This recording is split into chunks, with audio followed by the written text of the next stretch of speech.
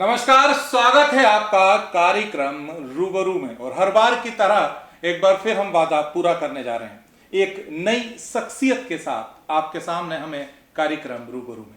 आज हमारे साथ है मध्य प्रदेश के नगरीय विकास मंत्री, राज्य मंत्री श्री ओपीएस भदौरिया जी। भदौरिया सर, आपका बहुत बहुत स्वागत है हमारे चैनल में। जी नमस्कार, धन्यवाद श्रीवास्तव जी। सर, पहला क्वेश्चन मेरा, राजनीतिक यात्रा कहाँ से शुरू हुई आपकी और क्या रहा कि आप राजनीति में आए? अब ये तो मुझे भी नहीं पता कि कब शुरू हो गई, कैसे हो गई, पर जब छात्र जीवन में हम थे तो हमारा एक लक्ष्य था और वो लक्ष्य ये था कि अन्याय के खिलाफ लड़ना, सामाजिक कुरीतियों के खिलाफ लड़ना। और उसी दौर में छात्र राजनीति के चलते चलते हम कैलाशवासी महाराज श्रीमंत माधवराव सिंधिया जी के संपर्क में आए। उनमें ये विशेषता थी कि वो प्रतिभा और क्षमता को परखने की विशेषता रखते थे और उन्होंने उस समय हमको छात्र राजनीति के माध्यम से जोड़ा। और हमको भी ये समझ में आया कि उस दौर में जब देश को एक ईमानदार और स्वच्छ छवि के राजनेता की जरूरत थी और उस जरूरत को पूरा करने के लिए ही हम लोगों ने एक नैतिक समर्थन श्रीमंत सिंधिया जी को दिया और उनके साथ चलते चलते हम राजनीति में आ गए। मेहगांव क्षेत्र से आप आते हैं, किस तरीके की राजनीति होती है आपकी विधानसभा में और कितना असर है आप पे उस चीज का? बुनियादी रूप से मेरे छात्र जीवन की शुरुआत, छात्र राजनीति की शुरुआत ग्वालियर में हुई। पर जब श्रीमंत सिंधिया जी से हमारे नज़दीकी रिश्ते बने तब मुझे ये लगा क्यों न इस रिश्ते का उपयोग मैं उस क्षेत्र के विकास के लिए, उस क्षेत्र की तरक्की के लिए करूं जहां मैं पैदा हुआ हूं, पला हूं और बड़ा हूं। और इसलिए मैंने मेहगांव विधानसभा क्षेत्र को चुना।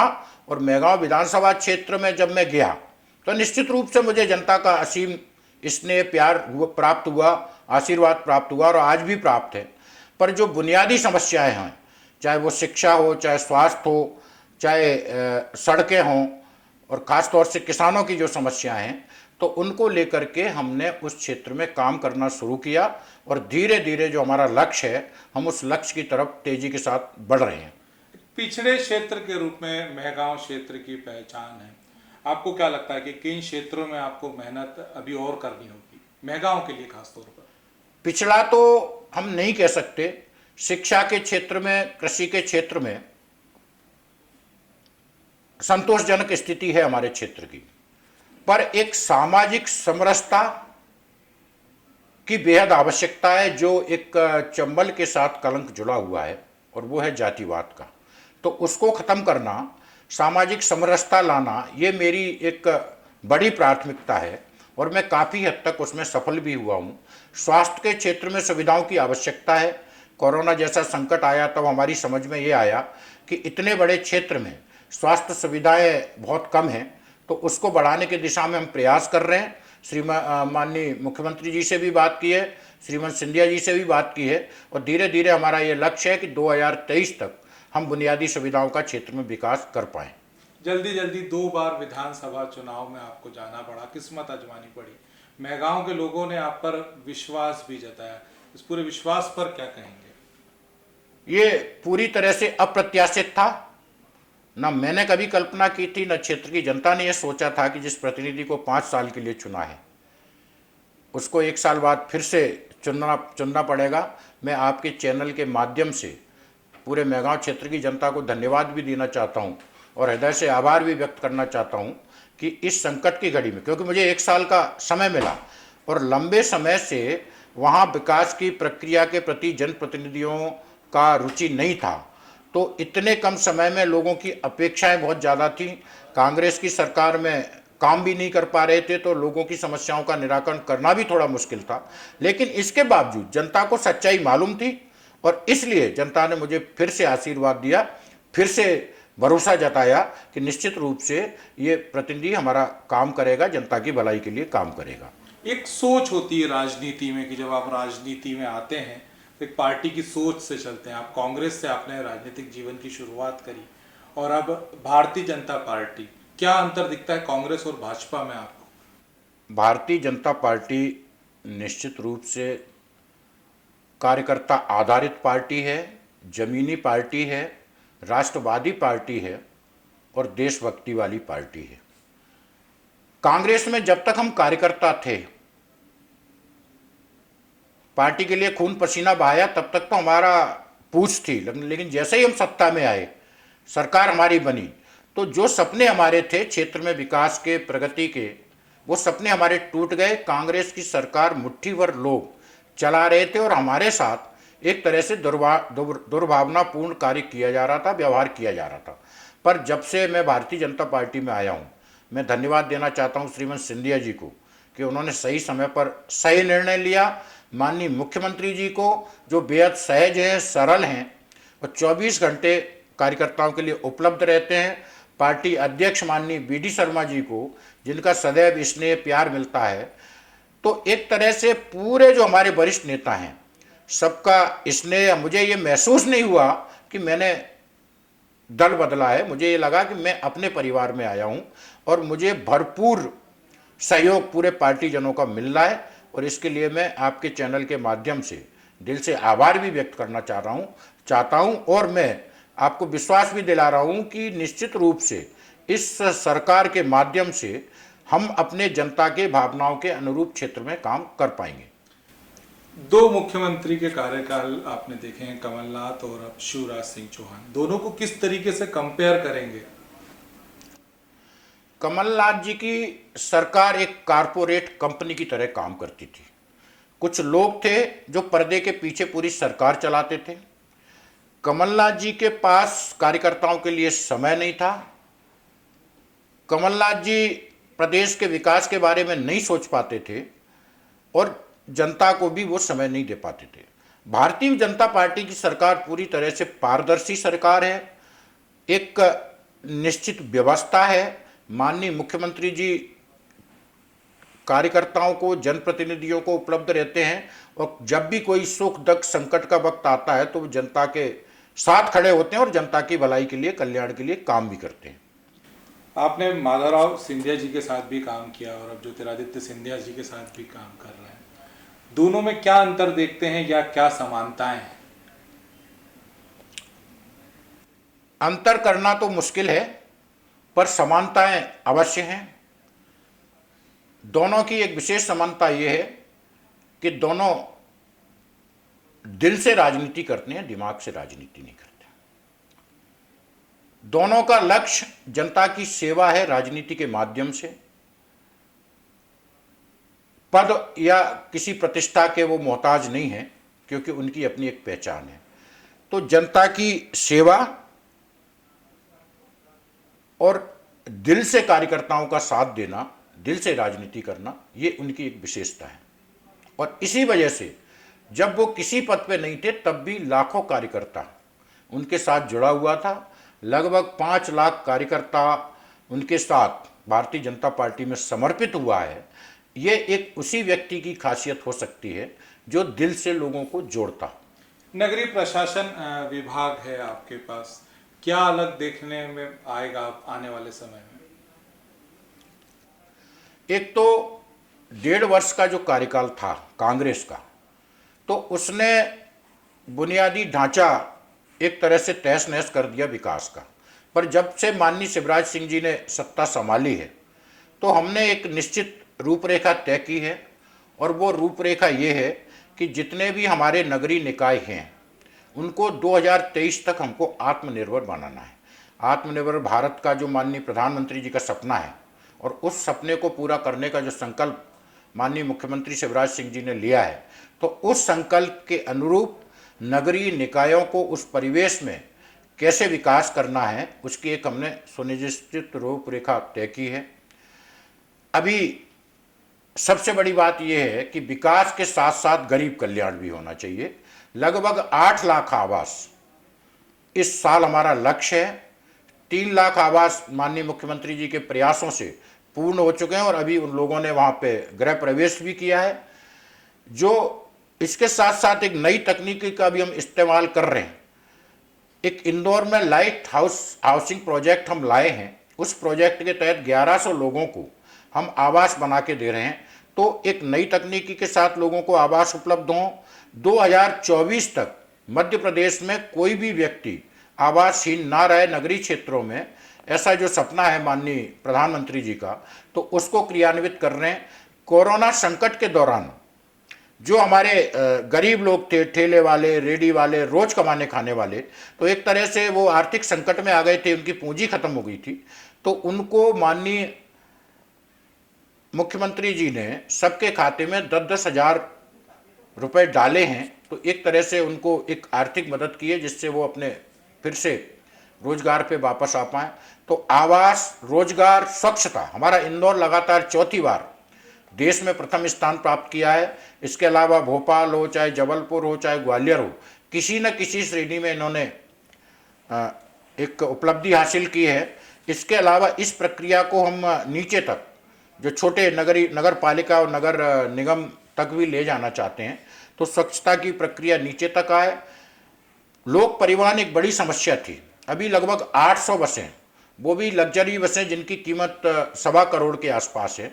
तो जो पब्लिक ट्रांसपोर्टेशन है, एक तो शहर का जो पॉल्यूशन भी कम होगा और लोगों को ठीक से हम यातायात आवागमन की सुविधा भी उपलब्ध करा पाएंगे, ट्रैफिक जाम की समस्या से भी मुक्त होंगे। तो ये भी एक प्रयास है। एक बहुत बड़ी उपलब्धि ये है कि अवैध कॉलोनियों का जो मुद्दा था, उसमें गलती कॉलोनाइजर करता था, परिणाम उस हितग्राही को या जनता को भुगतना पड़ता था जो अपने खून पसीने से कमाई से प्लॉट खरीदती थी। तो हमने उसमें यह तय किया है, वहाँ हम कोई विकास नहीं कर पाते थे क्योंकि वो अवैध कॉलोनी की श्रेणी में आता था। हम उसके लिए कानून लाए हैं। वो व्यक्ति जो हितग्राही है, जिसकी कोई गलती नहीं है, अपना पैसा दे करके प्लॉट खरीदा है, अब उसके खिलाफ कोई कार्रवाई नहीं होगी, कानूनन उसको छूट दी जाएगी। और जिन लोगों ने गलती की है, वास्तविक कॉलोनाइजर जो हैं, हकदार हैं इसके सजा के, उनको सजा दी जाएगी। तो एक ये बहुत बड़ा प्रयास है। इससे इंदौर में, भोपाल में जो बड़े भूमाफिया थे, जिन्होंने कई लोगों का शोषण किया था, उन लोगों को मुक्ति भी मिलेगी और एक तरह से उसको कानूनी दर्जा देके हम उन कॉलोनियों का विकास भी कर पाएंगे। मास्टर प्लान को लेकर बात होती है अधिकतर शहरों में। मास्टर प्लान्स को लेकर क्या क्या पुराने मास्टर प्लान्स आप फॉलो कर रहे हैं या हर शहर के हिसाब से नया मास्टर प्लान आने वाला है? हर नगरीय निकाय को भी और जिला स्तर पे भी मास्टर प्लान लागू करने का हमने निर्देश दिया है। ज़्यादातर जो जिले हैं वहाँ पर मास्टर प्लान बन चुके हैं और जहाँ मास्टर प्लान नहीं है, बहुत शीघ्र उन जिलों में भी मास्टर प्लान, इसके अलावा जो छोटे नगर हैं उनको भी व्यवस्थित बसाने के लिए मास्टर प्लान की रूपरेखा तैयार की जा रही है। पर जो आपने कहा, जहाँ संशोधन की आवश्यकता है, जैसे भोपाल का जो मास्टर प्लान है, उसको लेके हमारे जनप्रतिनिधियों को कुछ आपत्ति है। रतलाम है, वहाँ के मास्टर प्लान को लेकर के हमारे जनप्रतिनिधियों के कुछ सुझाव आए हैं। तो निश्चित रूप से जनप्रतिनिधि, स्थानीय व्यवसायीगण और वहाँ पे व्यापार की संभावना या नए उद्योग विकसित होने की संभावना को लेकर के मास्टर प्लान में अगर आवश्यक होगा तो परिवर्तन और संशोधन भी किए जाएंगे। विभिन्न तरीके के टैक्स भी नगर निगम, नगर पालिका में जमा होता है। सिंगल विंडो को लेकर कोई तैयारी चल रही है? निश्चित रूप से नगर पालिका को आत्मनिर्भर बनाने में या स्थानीय निकायों को आत्मनिर्भर बनाने में टैक्सेस का बड़ा सहयोग है। बड़े महानगर जैसे इंदौर है, भोपाल है, जहाँ पर लोग जागरूक है, टैक्सेस जमा करते हैं और काफ़ी उससे हमको सहूलियत भी मिलती है। पर सिंगल विंडो सिस्टम, दूसरा प्रदेश में इस महामारी के दौरान किसी भी तरह का आर्थिक बोझ ना पड़े, इसलिए कोई भी टैक्स नहीं बढ़ाने का निर्णय लिया है। उदाहरण के लिए इंदौर में कुछ टैक्स बढ़ाने का प्रस्ताव आया था, तो माननीय मुख्यमंत्री ने तत्काल उसको वापस लेने के निर्देश दिए हैं और ये भी निर्देश दिए हैं कि पूरे प्रदेश में इस वित्तीय वर्ष में किसी भी तरह के कोई टैक्सेस नहीं बढ़ाए जाएंगे। और कोई इस तरह का सिस्टम जो आपने कहा है कि सिंगल विंडो सिस्टम, एक और खास सुविधा भी हम देने के प्रयास में हैं कि एक सिंगल विंडो सिस्टम के माध्यम से टैक्सेस में लोगों को सहूलियत हो। दूसरी एक सबसे बड़ी सुविधा जो हम देना चाहते हैं, जो बड़ी क्रांतिकारी साबित होगी, कि लोग प्लॉट या मकान नगर पालिका क्षेत्र में खरीदते हैं, पर उसका जो रिकॉर्ड होता है वो रेवेन्यू विभाग के पास होता है। तो एक बड़ी दिक्कत आती है कि उधर पटवारी, तहसीलदार रेवेन्यू विभाग के होते हैं। तो हम ये भी प्रयास कर रहे हैं कि उन अधिकारों को भी हमारे नगर निगम के अधिकारियों को दिया जाए, जिससे वो समन्वय बना रहे और किसी भी हितग्राही को या किसी भी व्यक्ति को बार बार कभी राजस्व विभाग के या कभी नगर निगम के चक्कर ना लगाने पड़े, तो ये सिंगल विंडो सिस्टम और प्लस रेवेन्यू पावर हमारे नगर निगम के अधिकारियों को दिए जाएं जमीन के, ये 2 क्षेत्रों में हम काम कर रहे हैं। अधिकतर बार देखने में आता है कि कुछ भ्रष्टाचार के मामले में नगर निगम के माध्यम उसमें होते, नगर पालिका में पेट्रोल चोरी की बात हो गई या कर्मचारियों की ड्यूटी की बात हो गई, उसको लेकर कुछ टाइट करने जा रहे हैं आप, कुछ एक पारदर्शी मामला कुछ क्रिएट करने जा रहे हैं? निश्चित रूप से आपकी बात से मैं सहमत हूँ। इस तरह की कभी कभी शिकायतें आती हैं। माननीय मुख्यमंत्री जी भी इसमें बहुत सख्त हैं और उनके भी समय समय पर निर्देश रहते हैं, और हम लोगों ने भी ये तय किया है और अधिकारियों को भी ये निर्देशित किया है कि कोई भी चाहे टेंडर प्रक्रिया हो या कोई और प्रक्रिया हो, एक तो पूरी तरह से ट्रांसपेरेंसी रहना चाहिए, और समय समय पर हमारे विभाग के अधिकारी भी और हम लोग भी ये प्रयास करते हैं कि औचक निरीक्षण के माध्यम से हम अपनी सेवाओं को भी परख सकते हैं और अधिकारी उससे सतर्क भी रहते हैं। तो ये प्रयास भी हमारा है कि हम ठीक से जन सुविधा लोगों को उपलब्ध करा पाएँ। मंत्री महोदय, परिवार में कौन कौन है आपके? परिवार में माता जी हैं, भाई हैं, बहन हैं, भाभी हैं, भतीजे हैं, सभी लोग हैं परिवार। कहाँ से बिलोंग करते हैं? मेरा गांव मेहगांव विधानसभा क्षेत्र में पड़ता है। मेहगांव से करीब 12 किलोमीटर दूर गांव है अकलोनी, वहीं मैं पैदा हुआ हूं। मेरी प्रारंभिक एजुकेशन भी वहीं की है। उसके बाद हायर एजुकेशन मेरे ग्वालियर में आदर्श विज्ञान महाविद्यालय से मैंने बीएससी किया है। उसके बाद लॉ और एमए मैंने पोस्ट ग्रेजुएशन महारानी लक्ष्मीबाई महाविद्यालय से किया है। राजनीतिक कैरियर है आपका, समाज सेवा में आप लगे रहते हैं, परिवार को समय दे पाते हैं? और क्या शिकायतें होती हैं परिवार की? जितना संभव होता है देता हूं, पर यह बिल्कुल सच्चाई है कि राजनीति के व्यस्तताओं के चलते, और ख़ास तौर से मैं तो ये मानता हूं कि मेरी विधानसभा का जो 2,60,000 मतदाता है, उसके परिवार का एक एक व्यक्ति मेरे परिवार का सदस्य है।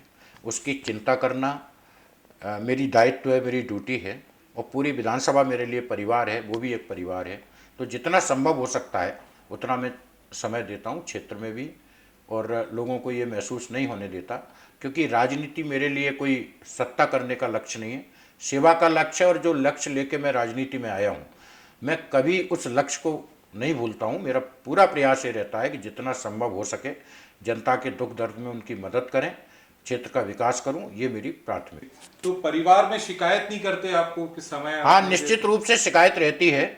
जितना समय मैं पहले पाता था उतना समय नहीं दे पाता हूँ, पर सब लोग समझदार हैं, पढ़े लिखे हैं, शिक्षित हैं, सबको मेरी व्यस्तताएं मालूम है, इसलिए बहुत ज़्यादा अपेक्षा भी नहीं करते, वो भी सहयोग करते हैं हमारा।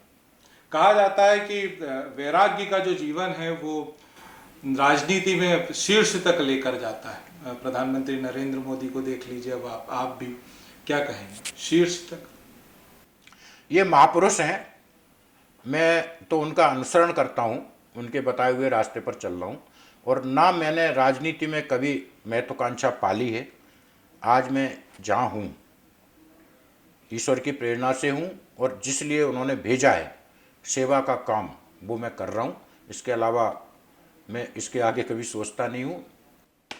ये प्रश्न अधिकतर मन में आता है कि एकांकी जीवन का कारण क्या है? क्यों आप अकेला जीवन समाज सेवा के लिए जी रहे हैं? क्या कारण है? अब वो सब ईश्वर की प्रेरणा है, उसी से चल रहा है। घर वालों का दबाव नहीं आया कभी शादी के लिए? हाँ, दबाव तो आता ही है, सार्वजनिक दबाव तो आता है, पर अब मंत्री महोदय, आने वाले सालों में 15, 20, 30 साल बाद ओपीएस भदौरिया को लोग किस तरह से जानेंगे? क्या सोचते हैं? बस ओपीएस भदौरिया को वो एक सेवक के रूप में पहचानते रहें, एक अपने हमदर्द साथी के रूप में पहचानते रहें, और ईश्वर इतनी प्रेरणा दे कि जो लक्ष्य हम सेवा कर लेके आए हैं, जब तक शरीर में ताकत है, कुछ करने में सक्षम हूँ, तब तक अपने लक्ष्य की पूर्ति के लिए लगा रहूं। यही मेरा उद्देश्य है। एक मंत्री ऐसा जिसका परिवार पूरी विधानसभा है, जिसका परिवार पूरा प्रदेश है, और कहीं भी जब लौट कर वो घर पे जाते हैं तो माँ बाप, भाई और उनके जो बच्चे हैं, उनके अलावा उनका निजी परिवार कोई नहीं है, वो सिर्फ विधानसभा के लोगों के लिए, प्रदेश के लोगों के लिए निरंतर सेवा करते हैं। यह है पूरी ओपीएस भदौरिया जी की कहानी, जो सिंधिया जी के बताए हुए रास्तों पर और मुख्यमंत्री शिवराज सिंह चौहान के साथ मिलकर काम कर रहे हैं और प्रदेश को प्रगति की ओर लेकर जा रहे हैं। तो कार्यक्रम रूबरू में आज इतना ही। मंत्री महोदय, आपने हमें समय दिया, उसके लिए बहुत बहुत धन्यवाद। धन्यवाद। तो साथियों, अगले अंक में फिर एक नई शख्सियत के साथ हम मिलेंगे। तब तक के लिए नमस्कार। खबरों में बने रहने के लिए ग्रामीण भारत टीवी को सब्सक्राइब कीजिए और बेल आइकॉन दबाना ना भूलें।